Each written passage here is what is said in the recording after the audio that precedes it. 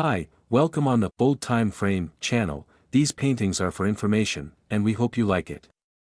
We would appreciate it if we were to make us like and subscribe to follow us in such informative videos for old paintings. The Solitary Tree, A Silence That Speaks Deeply, Caspar David Friedrich, 1822. If you've ever felt the need to pause everything, to gaze at the horizon, and to listen to the voice within, not the loud voice, but the quiet one, then this painting is meant for you. Der einsame Baum, or the solitary tree, is more than a landscape, it is a feeling, a suspension of time, a breath held between light and shadow, a prayer painted by an artist who could see beyond the surface. Who was Caspar David Friedrich? Caspar David Friedrich, 1774 to 1840, was the master of German Romanticism. He didn't paint cathedrals or kings.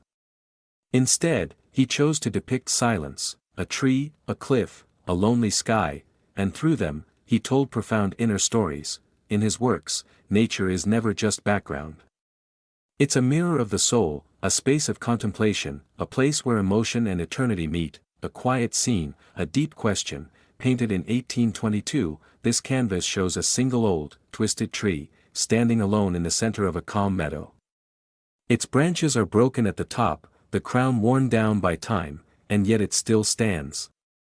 Above it, a clouded sky stretches out in grayish light. The landscape is vast but subdued, the atmosphere feels suspended, somewhere between mourning and melancholy. At first glance, it seems simple, but like all of Friedrich's works, it's layered with meaning. The presence of man beneath the power of nature, beneath the tree, resting in the grass, is a young shepherd, quietly watching over a small flock of sheep. He's not at the center. He doesn't demand our attention. But his presence adds warmth. He is humanity, small and gentle, part of the landscape, not its master. He represents man in harmony with the natural world, not dominating it, not changing it, simply being. The symbolism of the tree is the central figure, the silent protagonist of this scene, but it's more than a visual anchor, it's a symbol. Its broken branches suggest suffering, loss, or wounds of the past. Its thick, deep roots imply endurance, resilience, and faith. What remains of its leafy crown is a sign of hope, of life still growing despite hardship. It is a metaphor for the soul, weathered by time, yet still standing tall in quiet dignity, a diptych of morning and evening. This painting was originally conceived as part of a diptych, a pair of paintings meant to complement each other. Its companion piece is called Moonrise by the Sea. Mondaufgang am Meer, also painted in 1822. Together, they represent two moments in the cycle of a day, morning and evening, and two opposing states of the soul, solitude and connection, earth and water. Endurance and longing, where moonrise shows two people looking out toward the infinite sea, the solitary tree places us alone in a field, rooted, waiting, listening.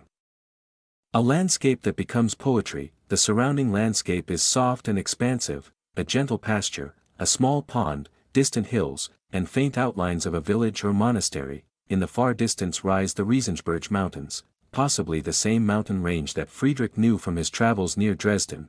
Though the scene may be based on real geography, Friedrich paints it as something dreamlike, not a location, but a memory. Not a view, but a state of being. Where is this painting today? Today, the solitary tree is housed in the Alte National Gallery in Berlin, where it has been part of the permanent collection since the 1860s. It remains one of the most iconic works in German art, and a core piece of Friedrich's legacy. Visitors who stand before it often say they feel a hush, as if the painting itself were holding its breath, a legacy of silence and emotion. This work is among the finest expressions of romantic visual poetry, a genre where nature isn't just admired, but felt. In this lonely tree, perhaps many of us see a reflection of ourselves, a memory, a grief, a hope, a beginning. A wound, a quiet strength that refuses to fall. Friedrich teaches us that stillness is not emptiness, it is fullness without noise. A tree, a man, a sky, a feeling that doesn't speak, but is heard. Caspar David Friedrich didn't paint landscapes to show how beautiful the world is. He painted them to show how deeply we feel within it. Thank you for being with us this trip. Remind you not to forget to make subscribe across like. See you next time. Thank you.